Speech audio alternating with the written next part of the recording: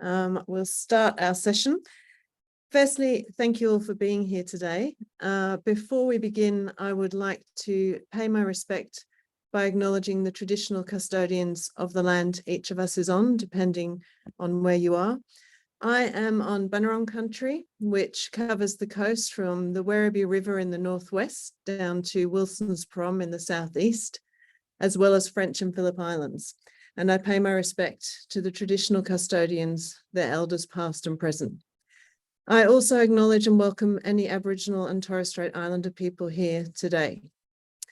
I think the acknowledgement is particularly salient considering the importance of the relationship and connection our First Nations people have and always have had with waterways, land and sea.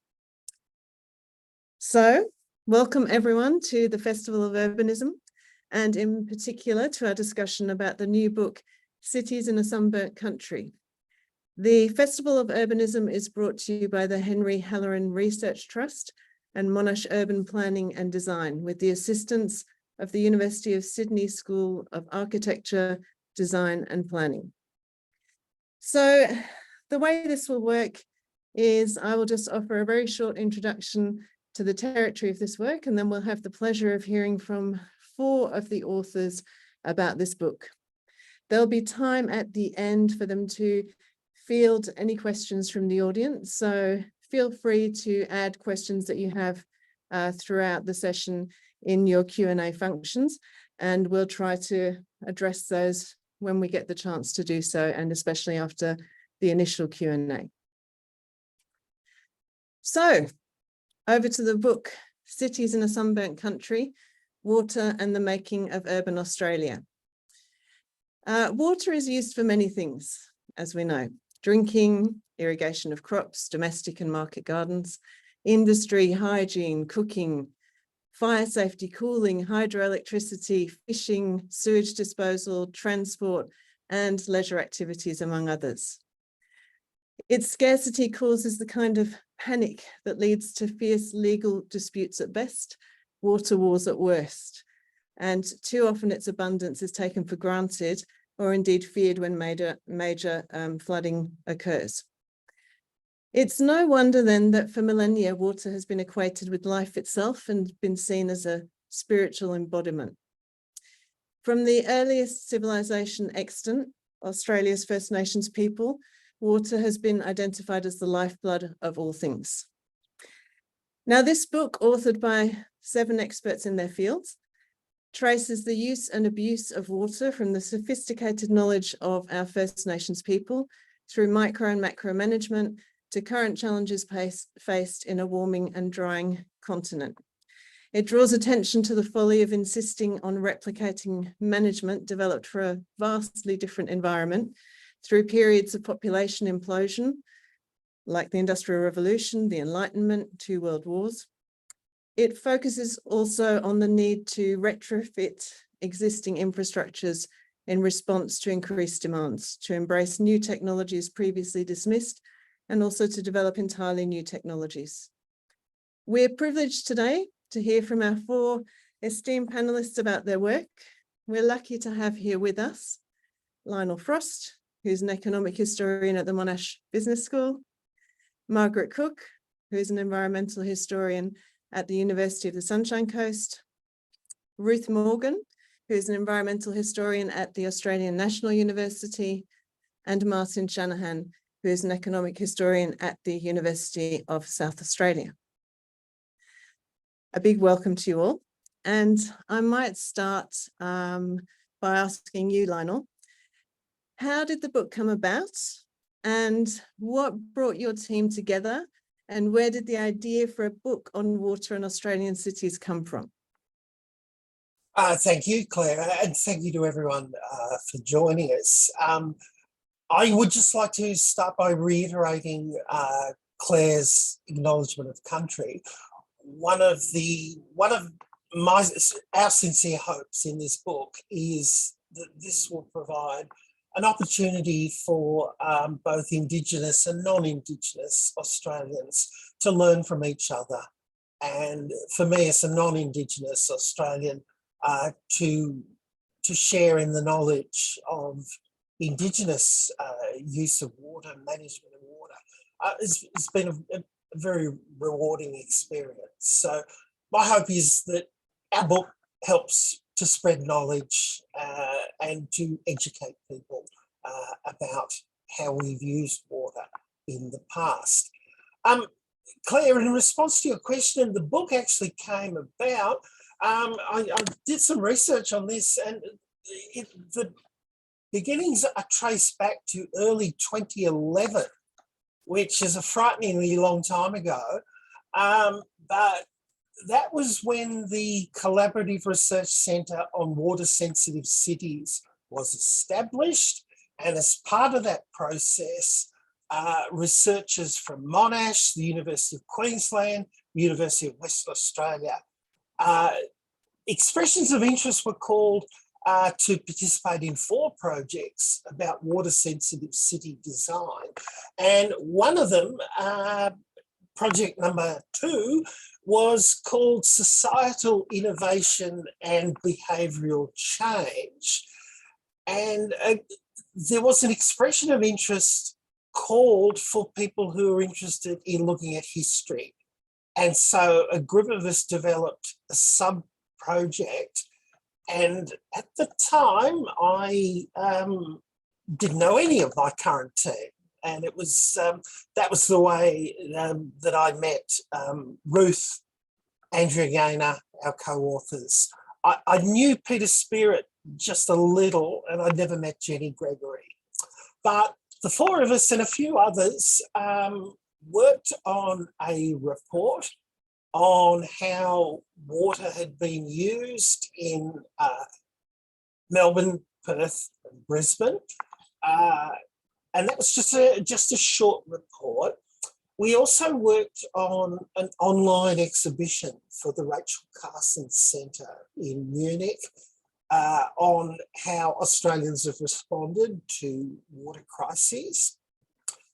We then took the show on the road. We went to the meetings, we talked about our common interests, and we found that there was some common ground, not just our interest in history.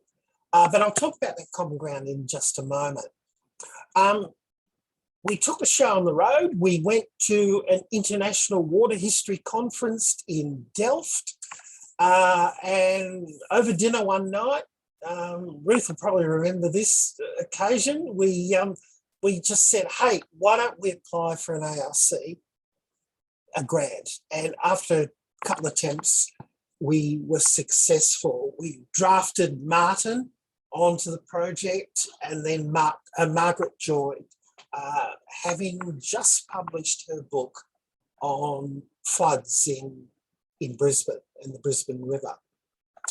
So where did we get the idea for a book?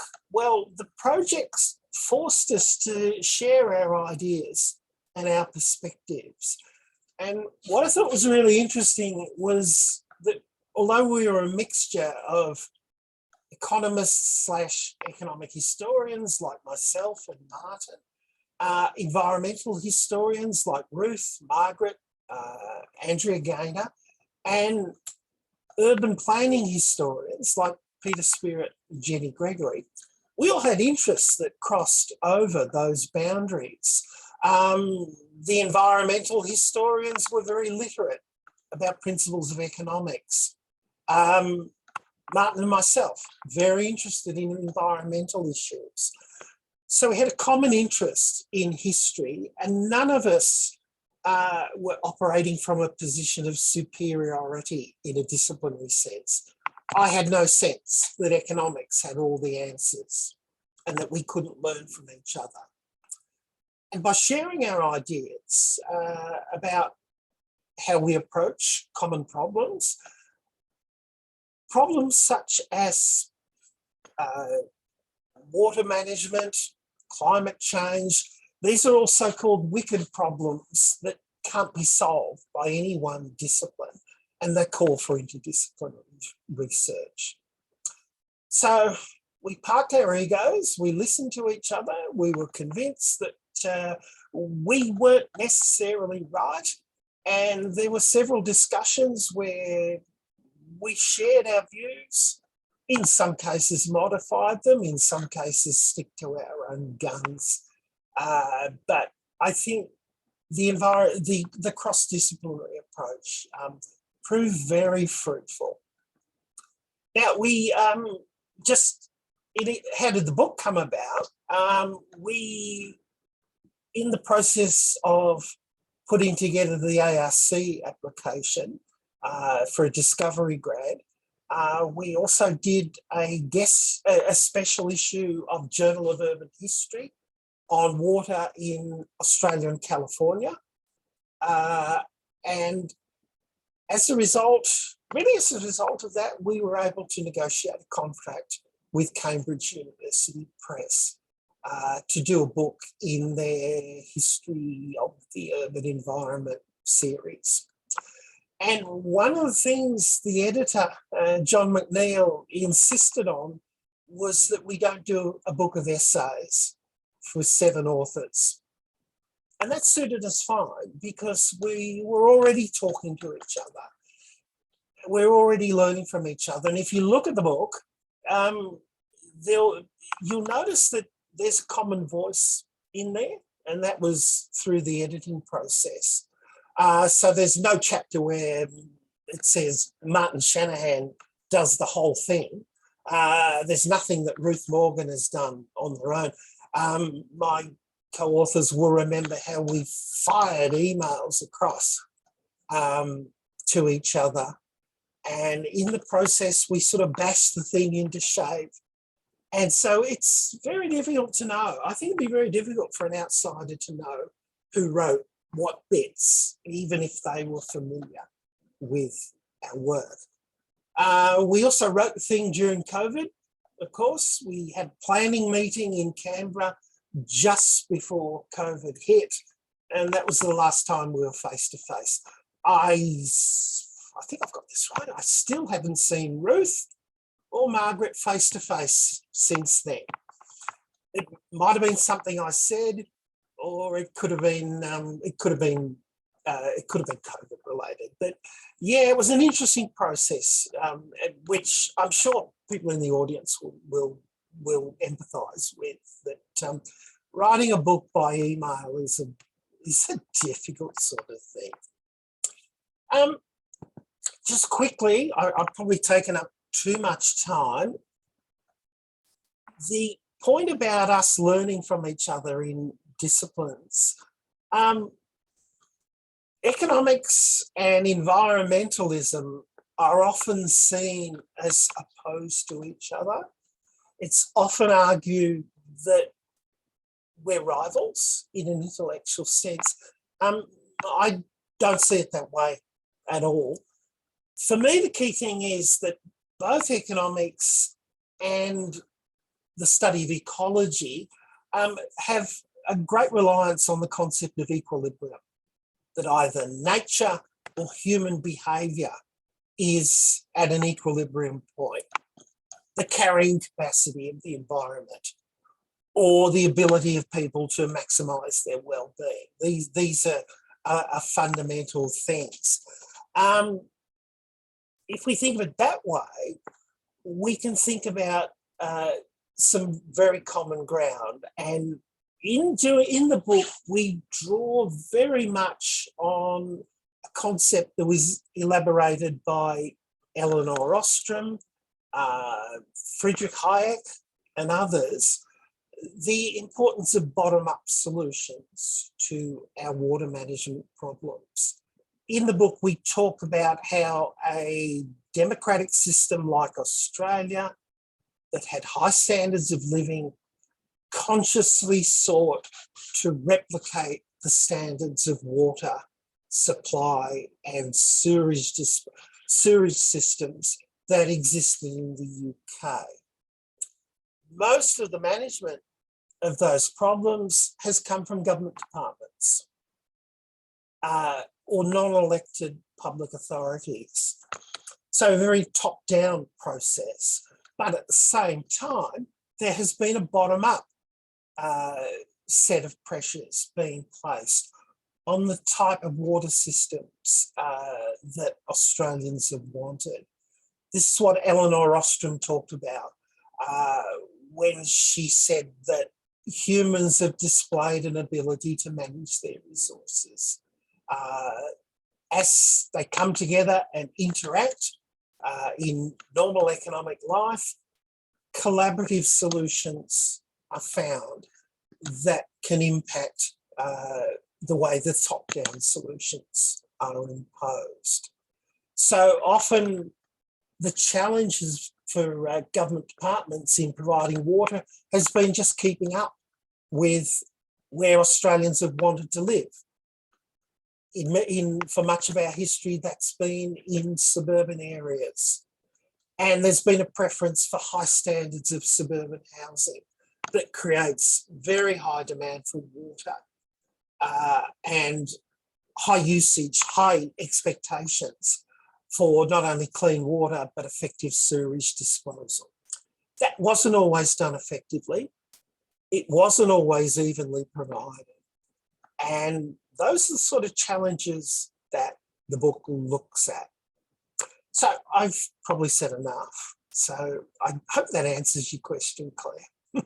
Thank you, Lionel. That's great. It's also wonderful to hear of people making some fruitful progress during those COVID years.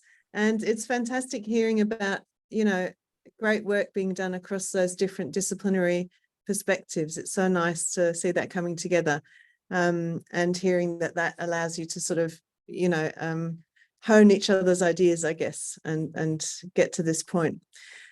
Please, other panelists, feel free at any point if you have something to add, just conversationally drop in, let me know you're there and contribute at whichever point you'd like to. Thanks, Lionel, for that start. I'd like to move on, if I could now, please, to Margaret. Welcome, Margaret. Thank you. Nice to see you. Now, my question to you is, how does Australia deal with the need to provide increasing volumes of potable water to growing cities in this dry country without adopting new strategies? Yeah, well, thank you for that. I mean, the short answer is I don't think we can.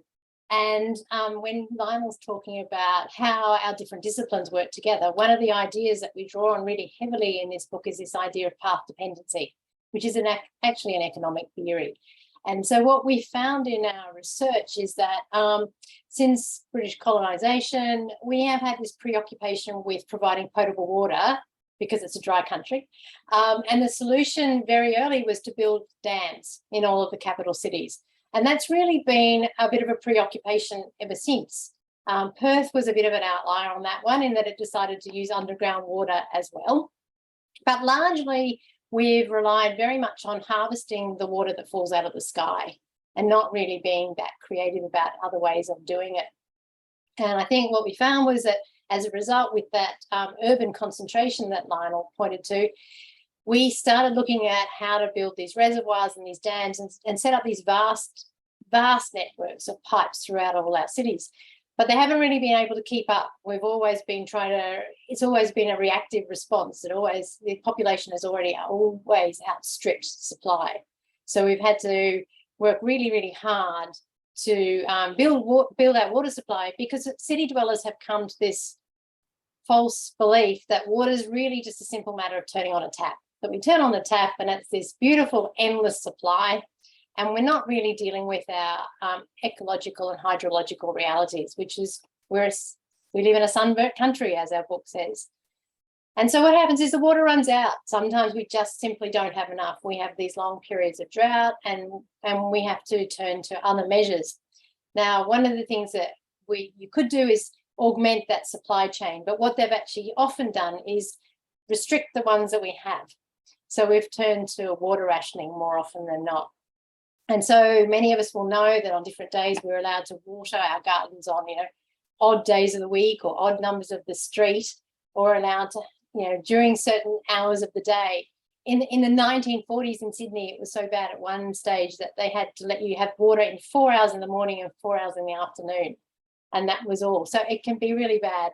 And in the millennium drought in the 2000s, that hopefully a lot of us do remember, Brisbane had a campaign where we were only allowed 4-minute showers.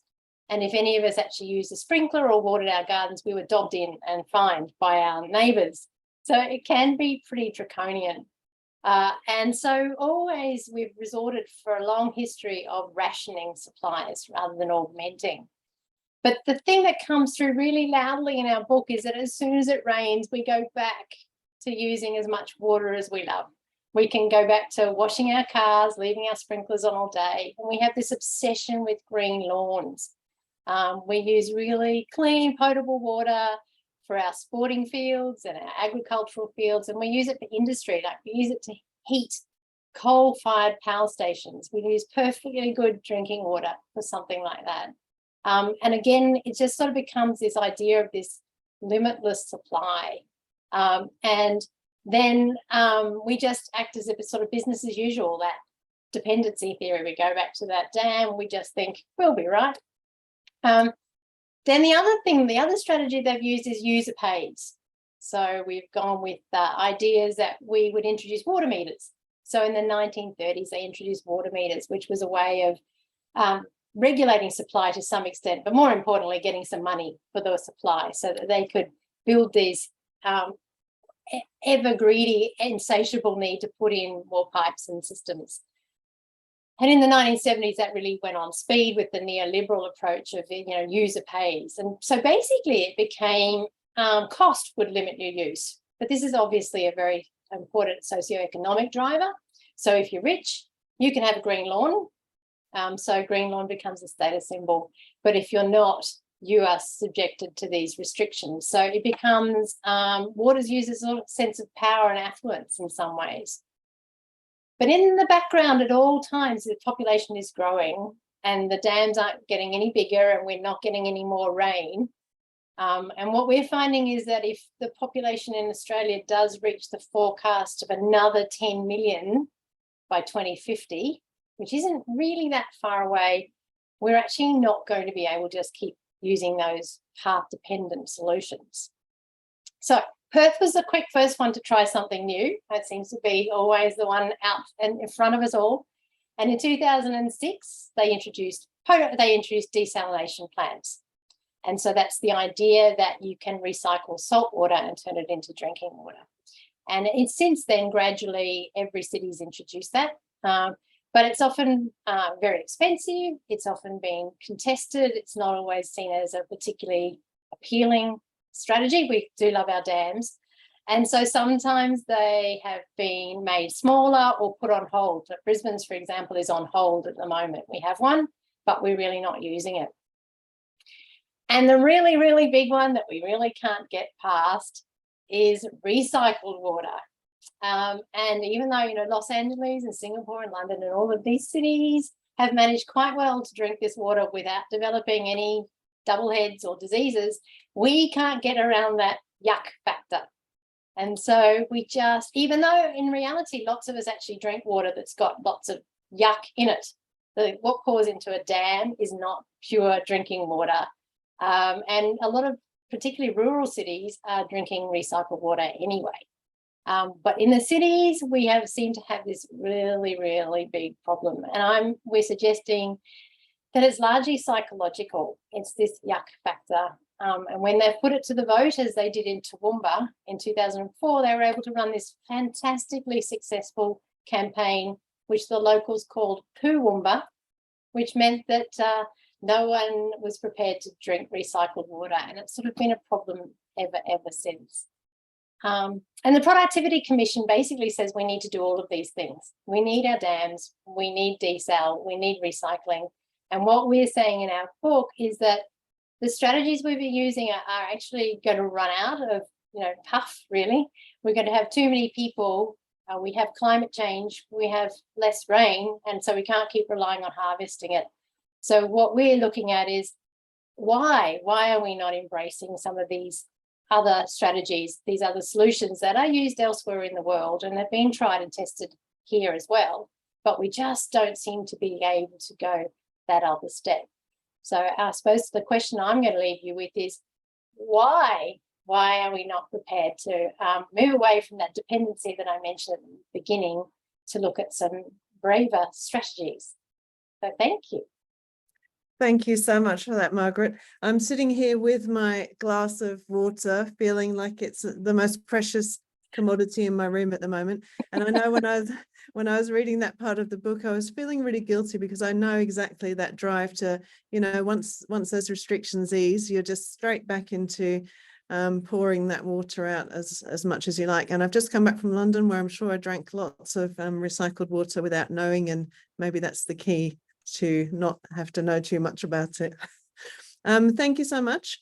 I'd like to turn now, if Can I just jump in, please, Claire? Please do. Yeah, really interesting, Margaret. And of course, all water is recycled.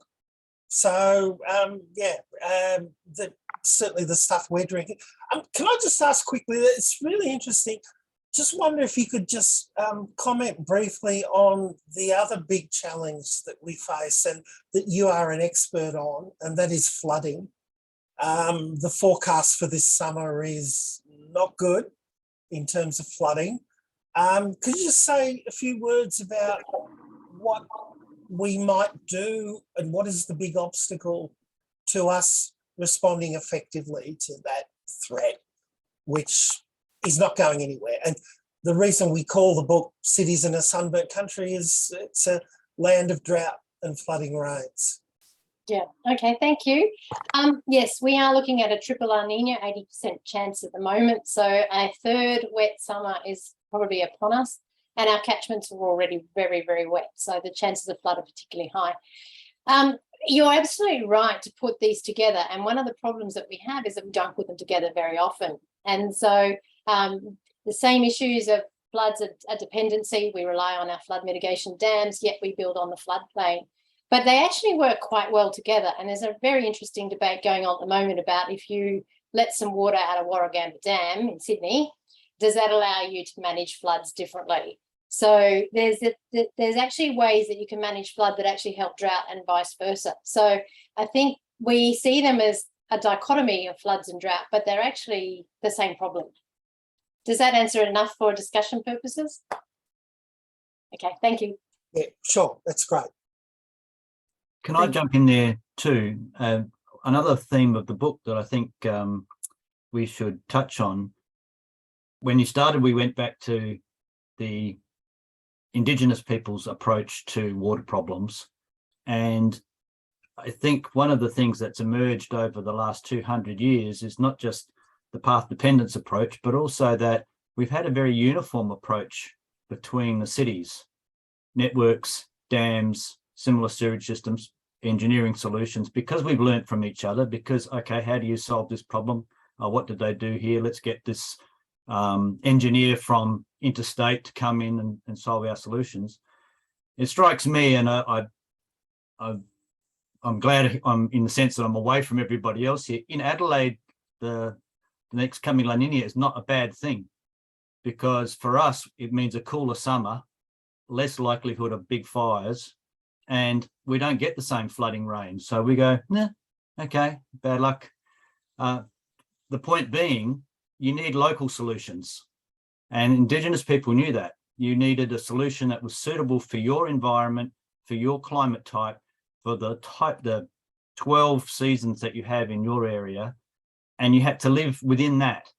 So a solution for Adelaide, maybe we try and capture all of our stormwater because we don't have very many. In another part of Australia, that can't be a solution because you couldn't possibly stop all of the stormwater and capture it. You capture a portion of it, or you do something with it. So again, another theme I think that we're hoping that looking back through history might suggest is that over time, as you get to learn more about your region, and we're still in many ways still learning about how Australia operates, that Perth solutions will be different from Adelaide solutions, will be different from Melbourne or different from Brisbane. The problems are different, and therefore the mix needs to be different, as well as thinking about how do we break out of path-dependent approaches. Thank you. Thank you all so much for adding to that discussion. I'll turn now, if I may, to you, Ruth. Welcome. Could you please tell us more about how the physical environment has shaped urban water supply and disposal, and how urban water networks have shaped the physical form of Australian cities? Thanks, Claire, and thank you to the organisers for having us today. And of course, I acknowledge and pay my respects to the elders of the Ngunnawal and Ngambri peoples of the lands on where I live and work. And I think picking up there on what Martin was mentioning, is as much as we have seen most of our capital cities form on rivers, on river flats, on bays where they're accessible for navigation, as well as often important for defence, as well as water supply. All of those geographical areas do have their own differences. And so there might be similarities, but of course, the physical form of those places has been really significant. And all the things that made those places really attractive to British colonisers had also for generations been incredibly valuable to the Indigenous peoples who call them home, whether they were Whadjuk Noongar or Kaurna people or the people of the Kulin Nations, just to name a few. And so we had this, I suppose, inevitable confrontation in these really important sites between British colonisers and Indigenous people. And I suppose, interestingly, although we have seen similar water management tools applied in these different contexts, different town planning approaches were also being employed because of the different periods in which capital cities were being developed. So Sydney looks very different, not least because it's a much more curvy and hilly terrain compared to Melbourne, where you have a much more geometric kind of town planning. So it's really interesting, though, to see that despite some of those differences in terrain and despite some of the differences in town planning, the actual supply of water itself and the disposal does share some similar qualities right through until, I suppose, quite recently. And of course, those rivers and those sea waters, underground water, they weren't only the source of water, often they become the drain, often the sink for a lot of our pollution. And it's, again, only been relatively recently that, despite early attempts to try and protect some of those areas for very practical reasons to stop the spread of disease, it's taken us quite a while, I think, not really until the 1960s and 70s for, practical change to take place and to see those areas as something worth looking after and as valuable to the amenity of our cities, so that our cities are much more, I suppose, clean and more attractive, and they attract tourism and real estate and all these sorts of things that we're much more familiar with in our cities. So physically, it's quite interesting that another approach that all of our cities, as Margaret mentioned, have adopted is the gravitational system, that putting in a dam upriver, damming a river. And that's a trend that wasn't just happening across Australian cities. It's something that the British Empire's engineers also developed in many of their colonies. It was a really common approach. The idea, I suppose, of cleaner water upstream and then piping that into the city. So that was a really common solution to that problem of water supply. But of course, that wasn't as clean. Sometimes the pipes were lead, and so that caused all sorts of other health problems. So we do see a little bit of, I suppose, tension around some of these solutions, that they're not always as effective immediately as I'm sure their architects hoped they would be. Sometimes things didn't quite go as planned.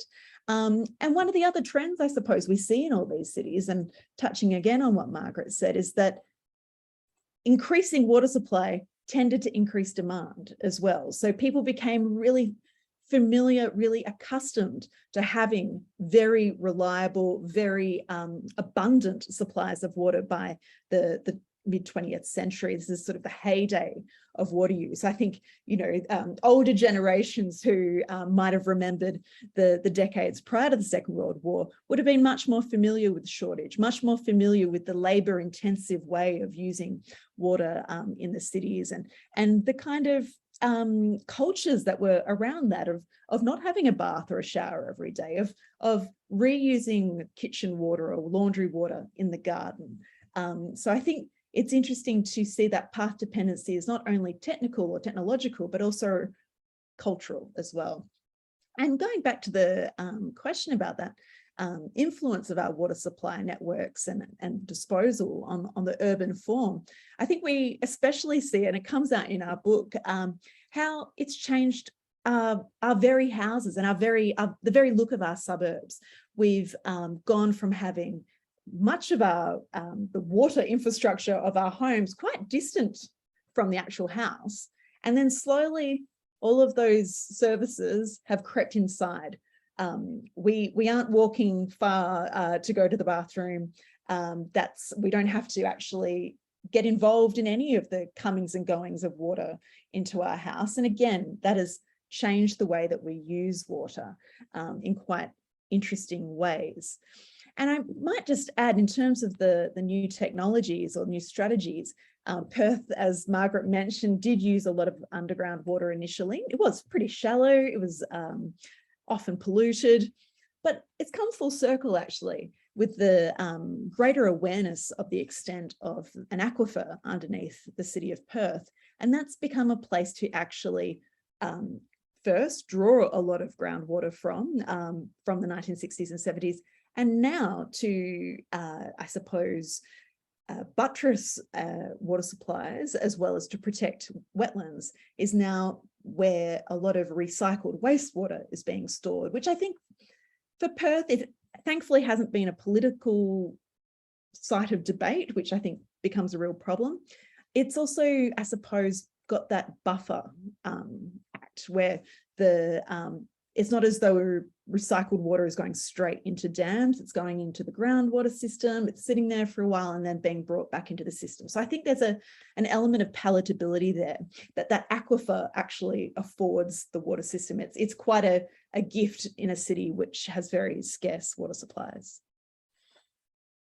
Thank you so much. I think you've touched on a few of the things that I had in my next question, which was about those commonalities and differences between the water histories in those various cities. I'm sure we all want to know about our specific one. So if you've got anything more to speak to that about, that would be good. And also just again, if you could just talk about how international trends specifically influenced water management here. So I think one of those big ones is that it wasn't just in Australia that idea of user pays was coming into vogue in the 60s and 70s and of course in the 80s. And this was actually sweeping the Western world because, of course, with the changing approaches to fiscal management in many governments, and of course Martin and Lionel can speak more to those technical changes in terms of the fashions of public infrastructure spending and so forth, it became incredibly expensive to keep supplementing water supplies. And also there was a real shortage of options. Most of the rivers had been dammed, so they needed to find other ways that they could allocate water to users who were growing in number and also had certain expectations of what their governments might provide them. So whether it was the US, whether it was the UK, there was a real concern in the 1970s around water scarcity. And so that became something, water could be priced. And so user pays comes in as a appropriate and acceptable way for governments to manage water. It wasn't necessarily uncontroversial at the time. Plenty of people were rather unimpressed about the changes to the way that water was going to be billed, and because prior to this, certainly in some cities in Australia, you could water quite freely based on the value of your home. That was how you would pay for water. So that did dramatically change people's relationship, I think, with water that they were using, and that was, of course, an international trend. And I think we've seen other trends like the rise of desalination, again, not just an Australian adoption, as well as the recycled wastewater. That one's a little bit slower to follow that trend. And, you know, we've seen a whole circulation of engineers, of economists, of planners who travel around, and also the influence of international capital as we've moved towards corporatized water utilities. We've seen that these big water companies of either, well, usually I think the ones that have thrived in Australia are European, they have become involved in our water management. And, you know, they had a bit of a bumpy road initially, I think, as they established themselves and as I think Australian governments tried to figure out the right balance between public oversight and private interests. But I think in those sorts of trends, we've seen those international influences, along with the ways in which we want to use water, the sorts of fashions, the sorts of expectations we have. Australians, even though we are in a sunburnt country, have all the, I suppose, hopes and dreams of people who live in much wetter climates, with much more, I suppose, reliable rainfall without that extreme variability that we're so used to. And so that creates a tension in trying to meet those expectations for water managers. Thank you so much. As I say, I've just come back from the UK where I was having showers with buckets in the bottom of the shower because it is a user pay system. So that's what my parents had decided was a good way to go. And I felt very decadent coming back here. I'm not doing that, unfortunately. My last question to you is, if you could please just speak, I know you touched on this earlier a little bit, but if you could talk to us about how cities are connected to the wider environment and ecologies a little more, not just around the urban footprint, but also how forestry and other land uses connect to urban water management. Yeah, it's something that's been, I think, one of the valuable contributions that environmental history can make to studying the city and urban water is seeing that the city is not a closed system, and that water has to come from somewhere, and it also tends to go somewhere. And that is often quite far out from what we might typically see as the city's borders. And so I think, you know, as I've mentioned, the value of the dams to our water systems is really one of those key sites where we do see that ecology in action, in that there was initially, these were quite contested about reserving catchment areas to ensure that the water going into dams wasn't filthy and that there wasn't, you know, cows wandering through and muddying the waters, quite literally. So being mindful, I guess, of where our water is actually coming from is something that we can't just take for granted. And of course, a lot of our catchments are forested. Now, I know that's an ongoing, I suppose, controversial issue, I think, in Melbourne about access to water catchments.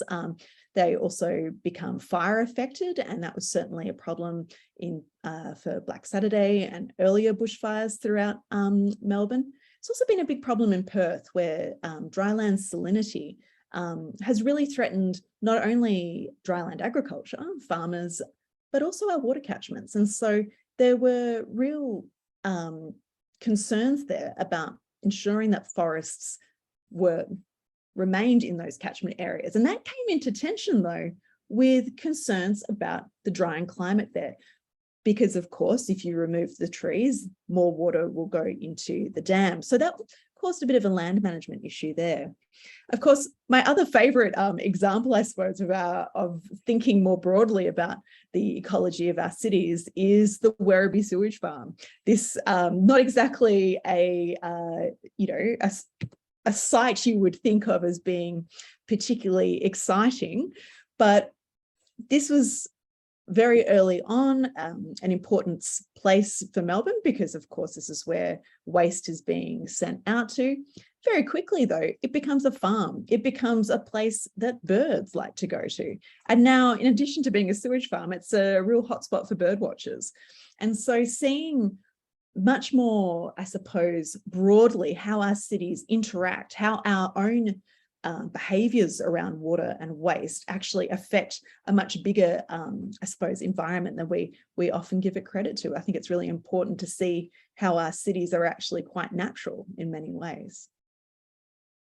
Thank you so much, Ruth. That's fantastic. Yeah, Ruth, just to follow up that point, it's really interesting looking at the full span of settlement, white settlement in Australia, how our attitudes towards wetlands have changed, and now they're seen as an asset into communities, whereas earlier they were seen as a menace, something you had to drain.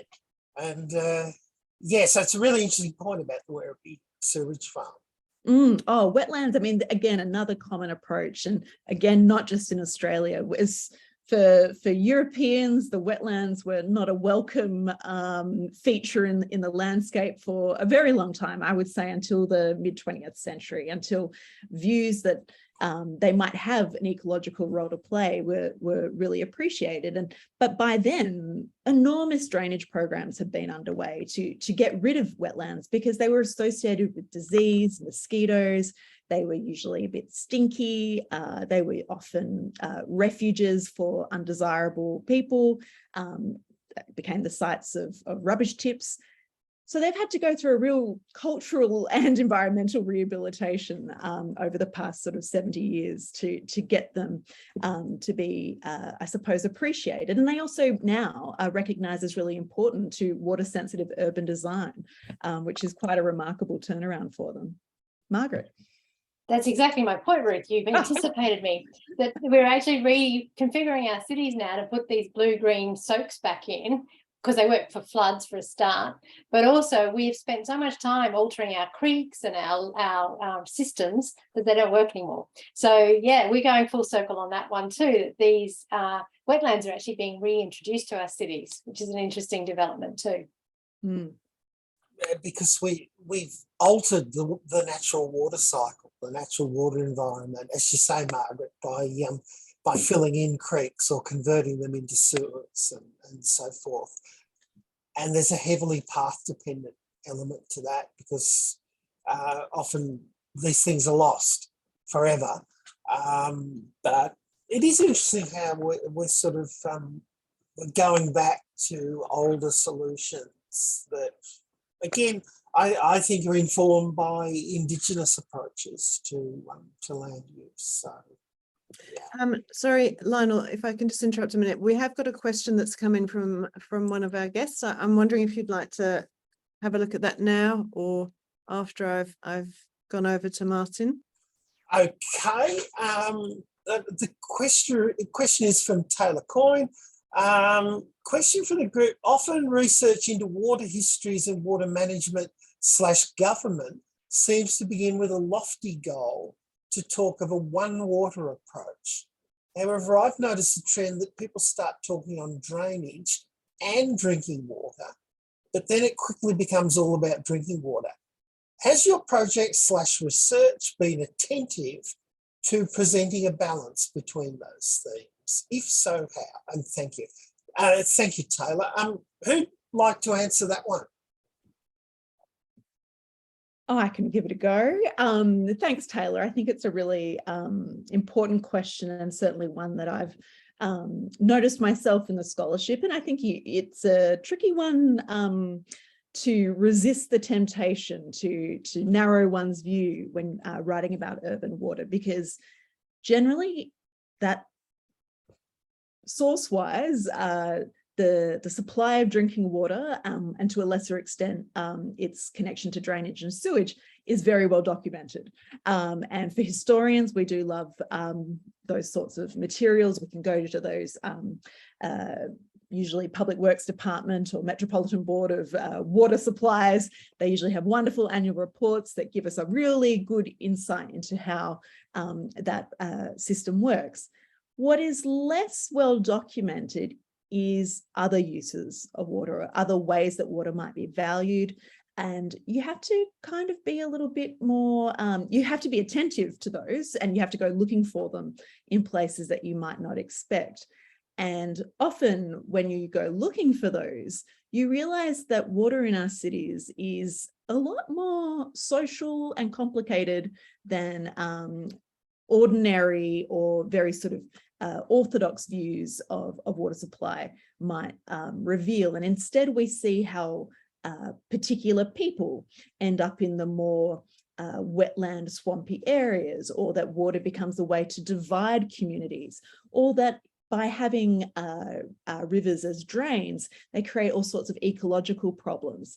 And it's not really, I think, until the 60s and 70s where you're getting community groups who are involved in trying to clean out those rivers. It's a really bottom-up process, actually, to call back on Lionel's point there, of people saying, well, we've had enough of this and we want something different. And that aligns actually with the rise of the green bans movement as well in Sydney, that there are people who are concerned about urban amenity, and they are starting to question whether they want their rivers and wetlands to be bulldozed and developed in sort of the, I suppose, the rise of the suburbs. So I think there's definitely always that extra effort you have to put in, as you know, Taylor, from your own work, to resist that pull.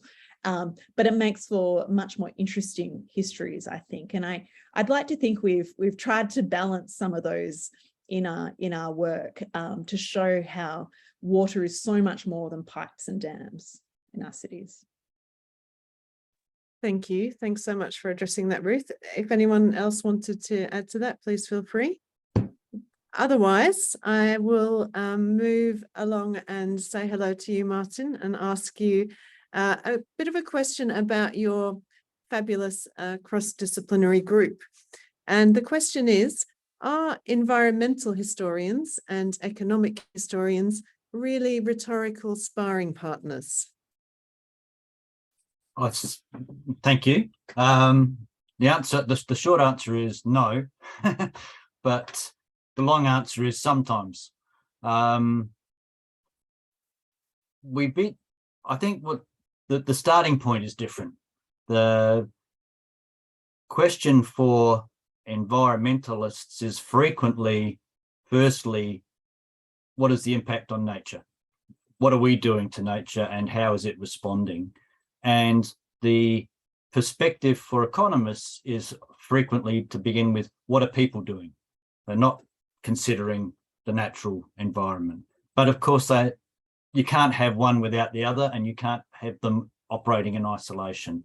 And one of the great things about the book and working with people with different perspectives is you do have these discussions and saying, well, if this is an issue, what was the response? And what was the impact of this behaviour, short term and long term? I think one of the things I hope the economic historians were able to bring to the table was the perspective of people making often short term decisions which they thought were in their own best interests. They weren't considering the bigger picture, and that there is a need for people to think longer term, because that's the environmental perspective of what are the longer term consequences of some of these decisions. And there is a tension there frequently. I think the other side of this is that with my optimist's hat on, what you do know about people is that they can change very quickly.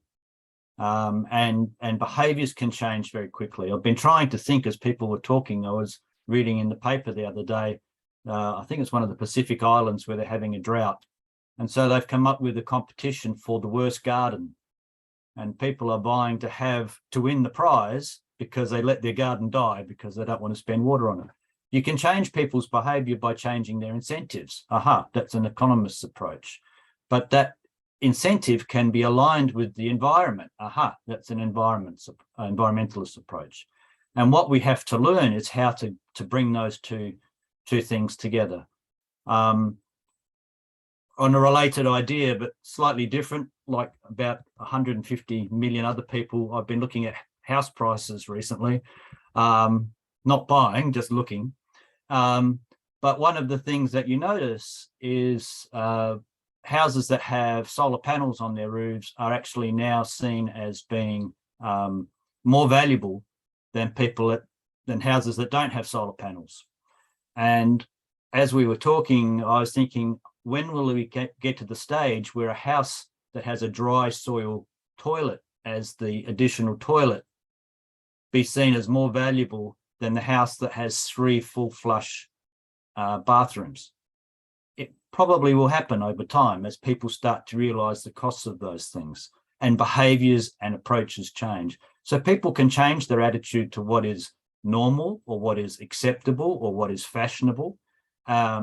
People can change their behaviors very dramatically and quickly about the willingness to pay or their willingness to sacrifice or something, or socially, what's regarded as, if I was sitting here smoking now, you'd all be looking at me very strangely, because that's no longer socially acceptable. And yet 40 years ago, that was how I signaled that I was cool, calm, and in control. So we can change the people's thinking about things, and they will change quickly over time. And that's an optimistic approach, yes, and often it takes some disasters for people to see the true costs of not changing. But the discussion between economists and environmentalists brings in all of these threads and says, these are the impacts, but we can change them. And sometimes, and the environmentalists quite rightly say, you can't change that, that's damaged forever. So therefore, perhaps we need to take a precautionary approach and avoid creating that damage.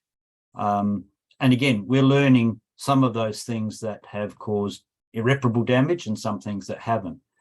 And I guess the other thing that economists sometimes bring to the table, when I'm thinking particularly with regards to the question about wastewater, one of the reasons that wastewater is often not discussed in great length is because the technique is out of sight, out of mind. We can push it out to sea and just let it disappear. Then that's the cheapest, fastest solution, and everybody forgets about it. Well, even now we're realizing more and more the consequences of that approach, that the sea is not simply a bottomless pit that we can keep dumping rubbish into, and that there will be long-term consequences for us, and that maybe doing small regular changes now can have long-term large changes in the future. And so that's where the discussion between economists and environmentalists is often very aligned, that it only takes a small change in behavior or a small change in building regulations or a small change in how much water per day households are using to have a magnified huge impact on the environment down the track. And we need to be aware of it in both senses, both the negative sense, which we've been tending to ignore of late, and then in the positive sense, well, hang on, the fact that we need to change our approach to water doesn't mean what we all have to go out, have soil closet toilets, drink from a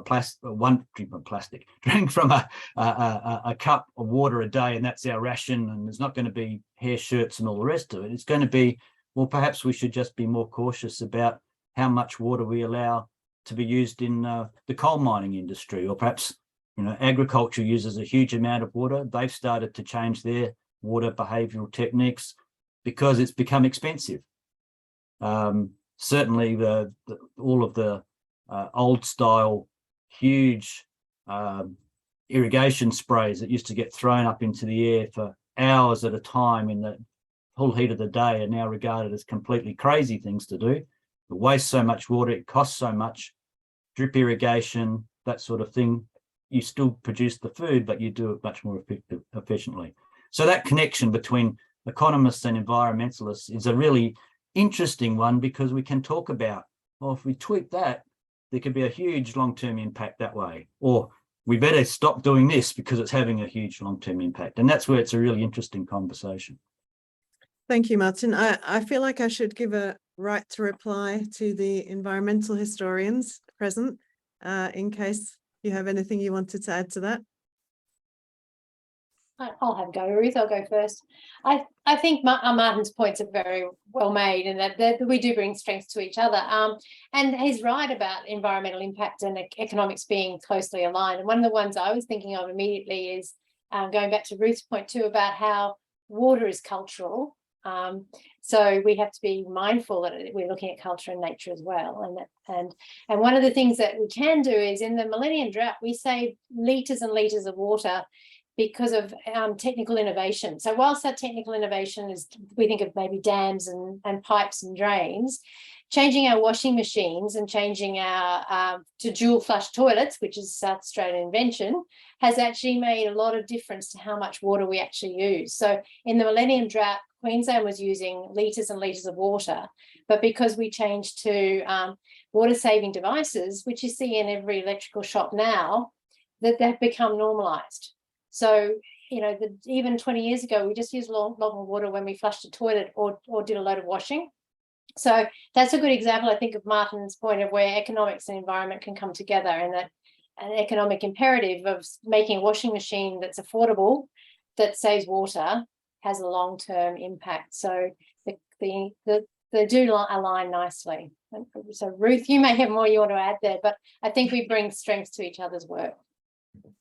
Oh, I suppose I'd just echo those comments and add that I think when it comes to urban water, we're often, but not only, thinking about water resources. And once something becomes understood as a resource, then we fundamentally do rely on economics to some extent to really make sense of how it's used and how it might be preserved and managed. So I think you can't approach this kind of project from just one perspective. Of course, bringing in other areas that might be more difficult to assign an economic value to, well, that's where the environmental perspective has become useful. And sometimes that actually helps us understand why those areas might be maligned or underappreciated, is because they aren't economically valued, or they are seen as waste or disposable. So that's really, I think, where it's useful to bring our perspectives together, because we're kind of getting, I suppose, that insight into how parts of our cities have been ordered around what we value and what doesn't have a price. Thank you so much.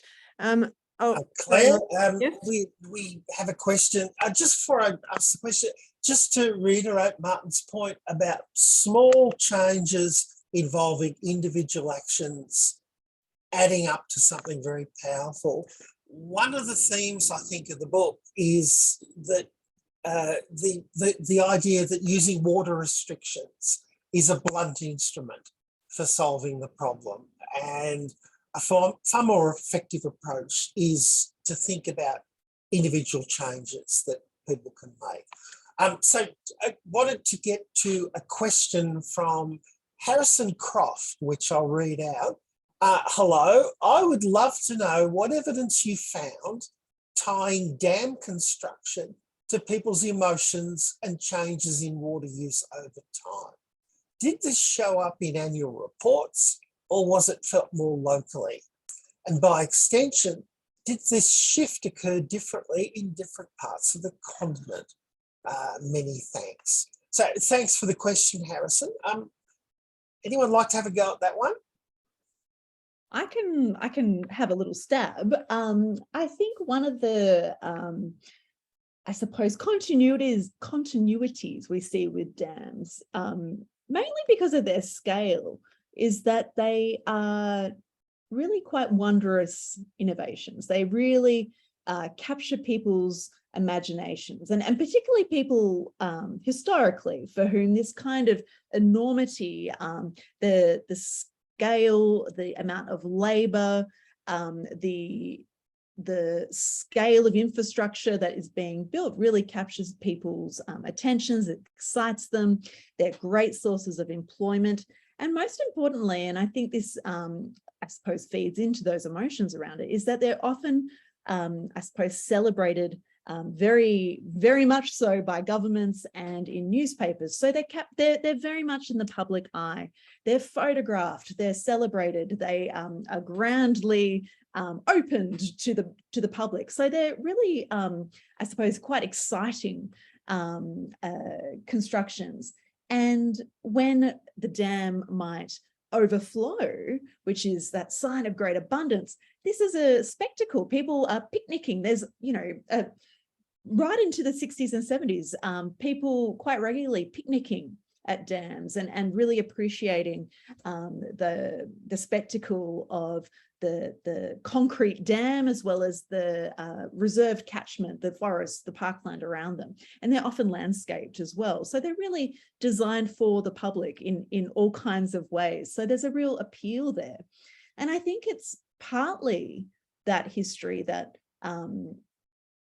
resonates still when we are talking about new approaches to water management, and we hear this a lot, particularly for rural parts of Australia. We need to build more dams, and of course that's predicated on the fact that it's going to rain there and that there's a river to dam.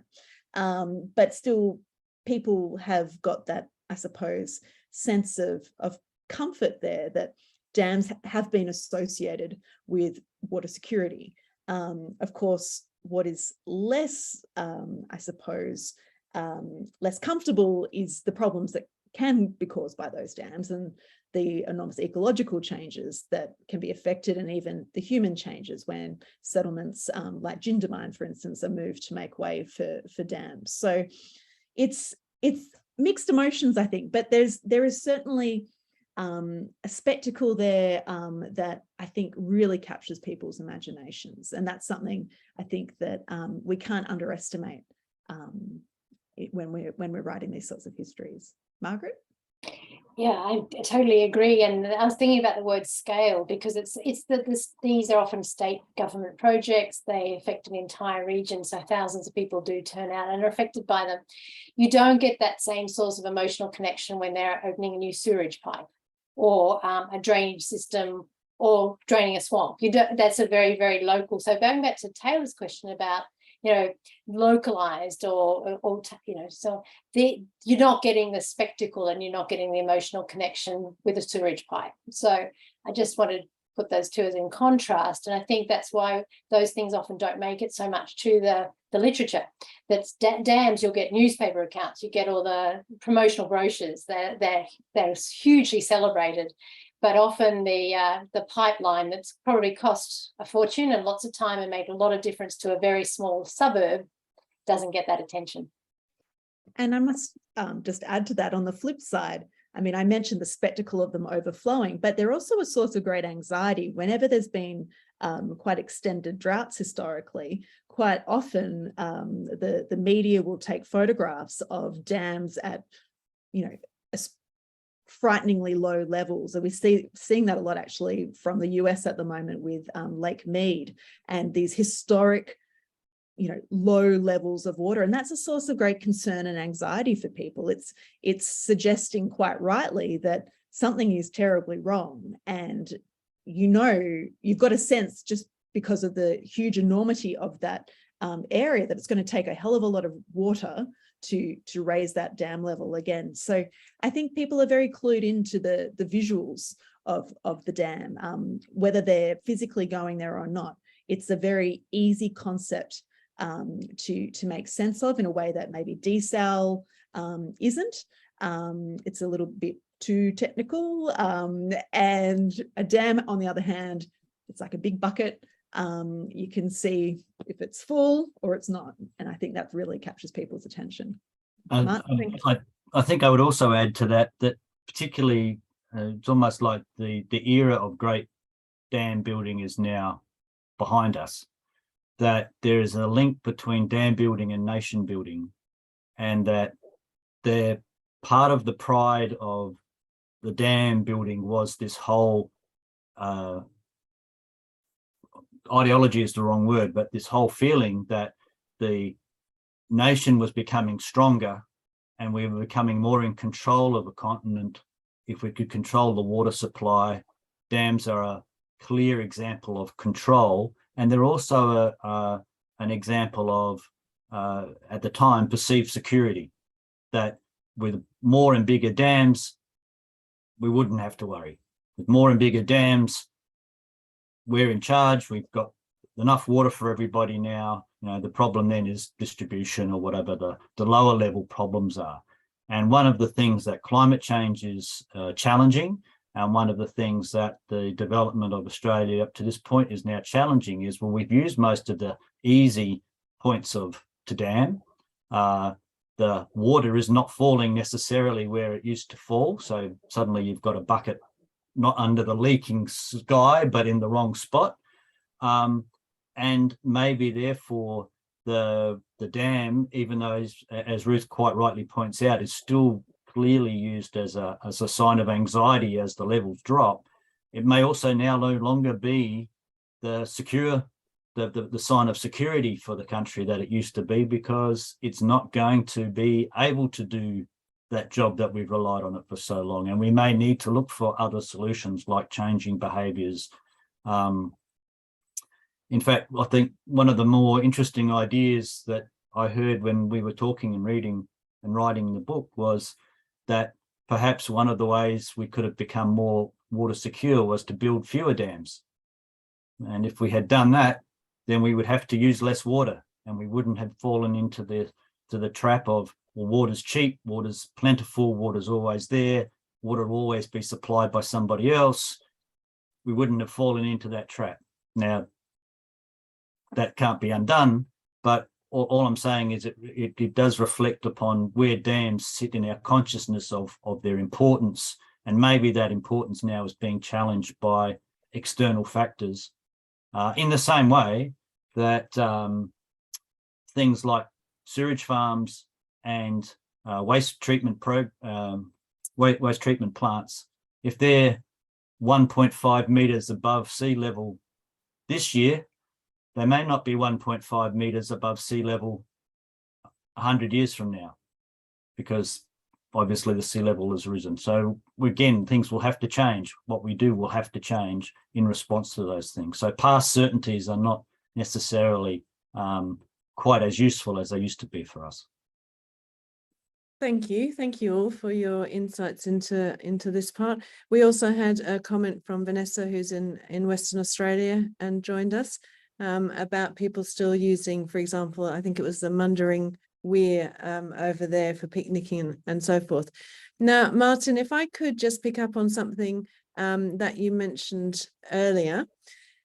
You spoke about the fact that Australians disposed of waste in the sort of out of sight, out of mind manner.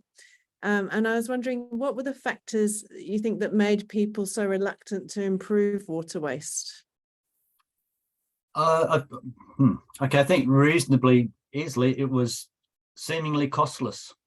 That if you have a pipeline that's pushing waste out to sea and it's not coming back for you to swim in, which is actually part of the reason why things changed, then it was sorted, out of sight, out of mind. And interestingly, I think some of the first suggested solutions, as people started to realize that our current king was swimming in polluted waters off Sydney 30 years ago and commenting on it, the first solutions were, well, let's just make a longer pipe, push it further out to sea, and keep going, and that's easy. And I think it's taken us a long time to appreciate, there's damage being done there. Just because we don't see it doesn't mean it's not being damaged. But I think too, and again, this is with an economist's hat on, these things can have value. And the fact that culturally we regard waste as having little value, that too is being challenged, and it, in a sense, a return to historical thinking. I mean, night soil for many years was regarded as a valuable product. What you did with it was difficult, but it was useful for growing plants. It was useful for raising animals. It was useful as a way of returning nutrients to the soil.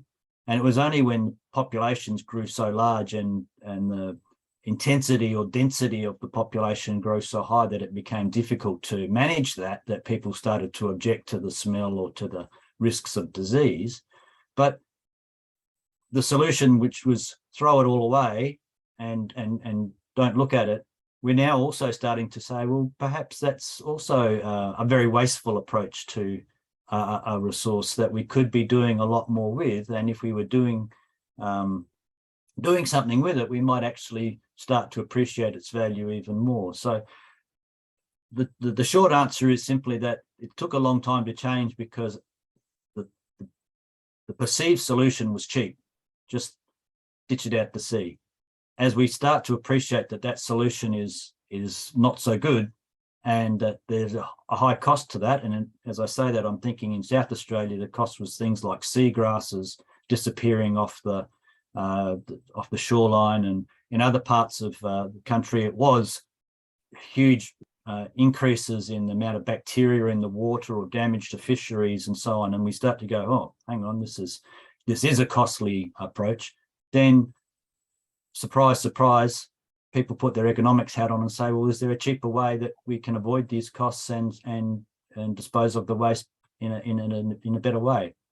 And so I think that, again, it takes time to make those changes, but it's starting to dawn on us that the old approaches were not so good.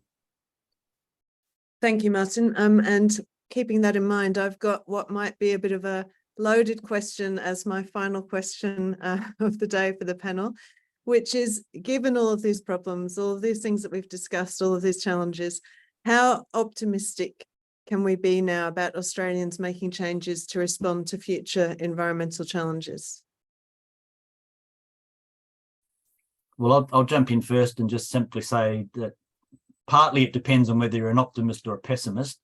I'm an optimist, and I think we can meet the challenges, but that doesn't mean it's not going to be painful.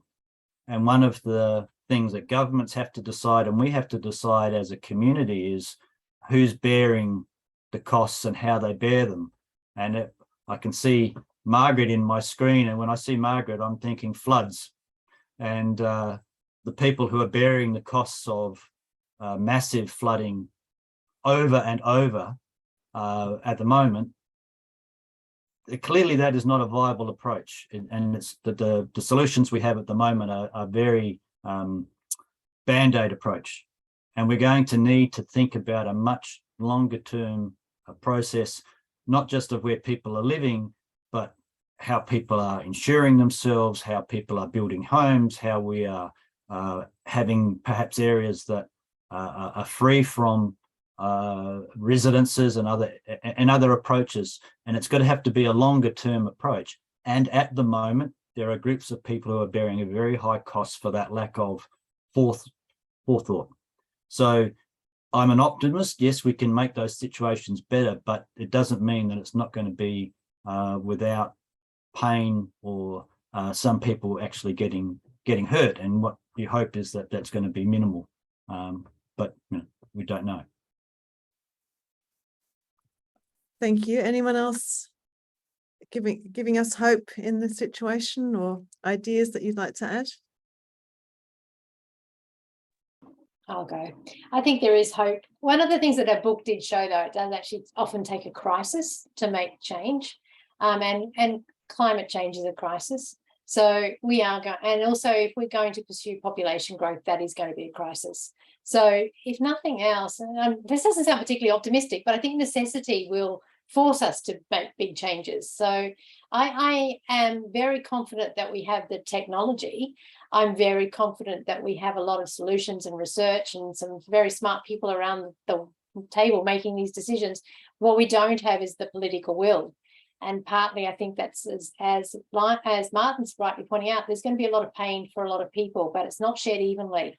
And that's coming around to those local solutions rather than just having a, one size fits all policy nationally.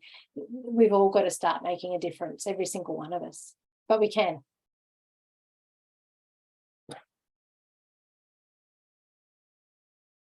Thank you. Lionel, Ruth, any finishing thoughts for us? I would just say here. I'm optimistic not only about the technology that we have, like Australians are developing techniques for purifying water worldwide, but also at a smaller scale. Companies like Who Gives a Crap, that are raising money to improve water management worldwide. These individual actions, I think, plus the future technological change that we'll oversee in the future, I think there's cause for optimism. But yeah, I agree. There is a potential spanner in the works of the costs being shared and distributed unevenly, and that to me is the biggest issue for us to sort through. Thank you, Ruth. Oh, well, I too see that there are very positive and promising strategies and tools at our disposal, even as we face a warming world with very severe challenges, particularly in Australia, where we do already have very extreme variability. And I suppose I'd echo Margaret's point around the ways in which our water management does seem to rely on crisis to actually provoke change and to get public, I suppose, interest or political interest, perhaps more importantly. And I suppose I would hope that we as a nation can approach those challenges with a bipartisan commitment to equity and to using the best possible science and I suppose social sciences as well as hard sciences to make sense of those challenges, as well as Indigenous knowledges as well, who can hopefully be better brought into the ways in which we understand water in our nation. Thank you so much. And I like what you were saying before, Margaret. It is incredible what we can achieve when we're forced to through various crises that happen. So I'm going with Martin's optimistic outlook and running with that. It's been such a privilege to talk to you all. I'm looking at the Q&A. I don't see any questions currently that haven't been answered. If any of our audience members wanted to add some questions, now's your time. We're increasingly running out of our allotted time.